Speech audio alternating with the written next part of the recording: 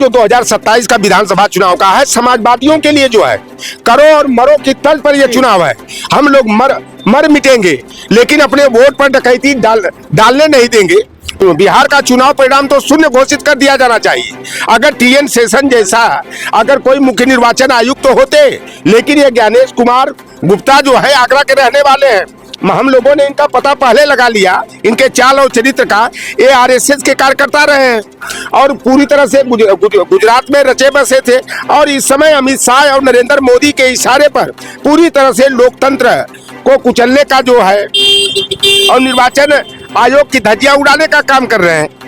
किसी गांव में 2 बूथ है, वहां पर 3 ईवीएम की मशीन गई, 2 पर चुनाव हुआ, तीसरी लौट गई है ईवीएम। बहुत जगह जो है कि इस तरह से काम किया गया, और एक मशीन को हटा करके जो कि भारतीय जनता पार्टी और एनडीए के जो गठबंधन के साझीदार हैं उनको जिताने के लिए तीसरी जो है कि ईवीएम मशीन का प्रयोग किया गया।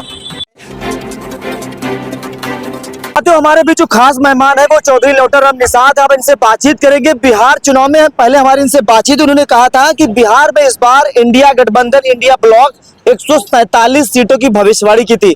हालांकि 2024 के लोकसभा चुनाव में इनका जो आंकड़ा था वो 52 का, लेकिन समाजवादी पार्टी इंडिया गठबंधन ने 43 सीटें जीती। बिहार में कहां से चूक हो गई, इनकी भविष्यवाणी गलत हो गई, उस मामले को लेकर दोबारा इनसे बातचीत करने का प्रयास करेंगे।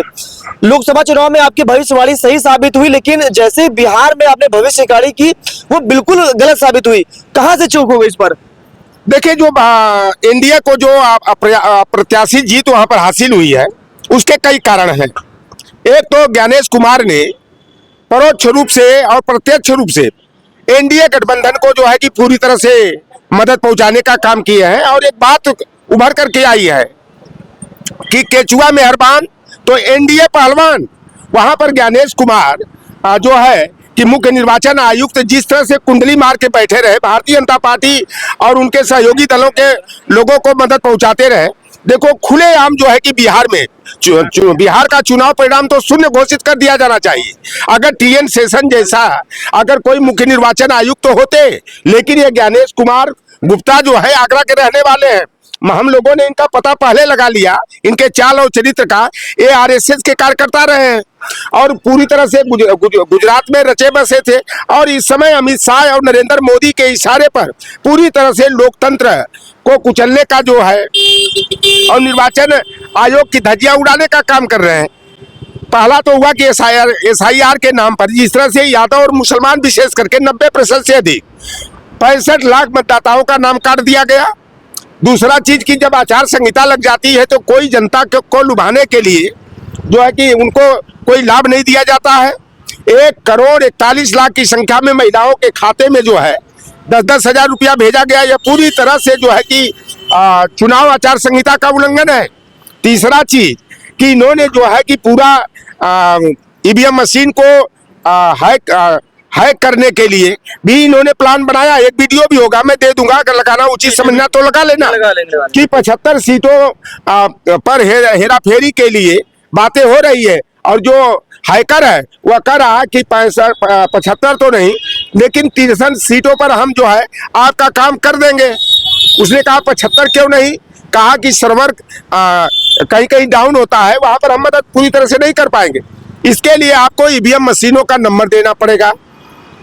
तीसरी चीज रही है कि जहां किसी गांव में 2 बूथ है, वहां पर 3 ईवीएम की मशीन गई, 2 पर चुनाव हुआ, तीसरी लौट गई है ईवीएम। बहुत जगह जो है कि इस तरह से काम किया गया, और एक मशीन को हटा करके जो कि भारतीय जनता पार्टी और एनडीए के जो गठबंधन के साझीदार हैं उनको जिताने के लिए तीसरी जो है कि ईवीएम मशीन का प्रयोग किया गया।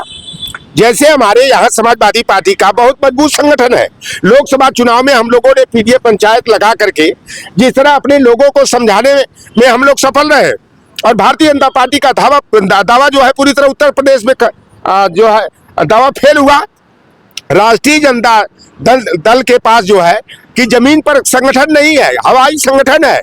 अगर वहां सही तरीके का संगठन रहा होता तो जो 1 करोड़ 41 लाख की संख्या में महिलाओं के खाते में पैसा डाला गया और वह पैसा उनके मदद के लिए नहीं, तमाम जो अनपढ़ महिलाएं रही वो जानी कि हमको मदद के लिए तीज त्योहार के लिए दिया गया है।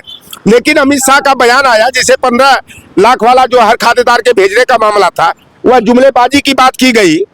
उसी तरह का अमित शाह ने बयान दिया कि ये 10,000 रुपया महिलाओं की मदद के लिए नहीं दिया गया है, बल्कि स्वरोजगार के लिए लोन के तौर पर लिया गया है और इस पैसे को जो है कि वापस करना पड़ेगा। और अगर राष्ट्रीय जनता दल के पास इंडिया गठबंधन के जो उम्मीदवार रहे, उनके कार्यकर्ता अगर गांव-गांव जा करके महिलाओं को समझाने का प्रयास किए होते कि यह पूरी तरह से हमारी महिलाओं को गुलाम बनाने का, इनके वोट पर डकैती डालने का, उनके बच्चों के भविष्य को अंधकार में डालने का काम किया जा रहा है, तो जो परिणाम आया है वह परिणाम नहीं होता। आज सरकार जो है कि वहां पर इंडिया गठबंधन की सरकार होती है। अच्छा, एक सवाल मेरा ये है कि अब इंडिया जैसे बिहार का चुनाव परिणाम के बाद उत्तर प्रदेश में विधानसभा का चुनाव है, जो पूरे देश की निगाह उत्तर प्रदेश पर होंगी। यहाँ पर अखिलेश यादव यूपी के सबसे बड़े चेहरा है कि लोकसभा चुनाव में आपका प्रभाव अच्छा रहा। 2027 के विधानसभा चुनाव में जो षड्यंत्र बिहार में रचा गया, उत्तर प्रदेश में अगर वैसा होता है तो समाजवादी पार्टी लोग कैसे लड़ेंगे? देखो, ये दूसरी आजादी की लड़ाई लड़ी जाएगी। यह चुनाव जो 2027 का विधानसभा चुनाव का है, समाजवादियों के लिए जो है करो और मरो की तर्ज पर यह चुनाव है। हम लोग मर मिटेंगे, लेकिन अपने वोट पर डकैती डालने नहीं देंगे। और यहाँ पर भी षड्यंत्र होगा। SIR शुरू है, पहले चरण का 4 दिसंबर तक चलेगा। इससे पहले जो है कि हम लोगों ने हर बूथ पर जो है बूथ लेवल एजेंट अपनी पार्टी का बनाए हैं, जो अपने लोगों का नाम जुड़वाने में BLO जो सरकारी कर्मचारी है उसकी मदद करेंगे और अपने लोगों का वोट जो 18 वर्ष की उम्र पा गए हैं उनका नाम सूचीबद्ध कराने में मदद किया जाएगा।